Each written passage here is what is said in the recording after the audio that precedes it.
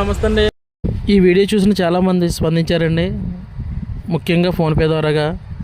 అలాగే కాకినాడలో ఉన్న చేయూత టీం రవి గారు, హలీం గారు తన వాళ్ళ పేరు మీద మేము సేకరించాలి, వాళ్ళకి చెందాలి.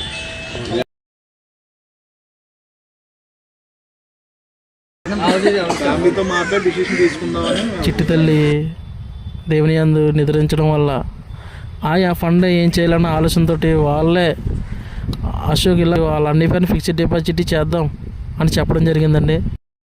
ఆటో డ్రైవర్ తనకు వచ్చిన మొత్తంలో నేను కూడా సమాజానికి సేవ చేయాలనే ఉద్దేశంతో ఆ దృష్టికి తీసుకురావడం, మరి మేము ట్రీట్మెంట్ చేయిద్దామనే సమయానికి ఆ పాపని కోల్పోవడం జరిగింది. ఆ విషయాన్ని తన అన్నయ్య ద్వారా మేము తీర్చాలనే ఈ ప్రయత్నం చేయడం జరుగుతుందని. చిన్న వినపం, ఎవరైనా సబ్స్క్రైబ్ చేయకపోతే చేస్తారని ఆశిస్తూ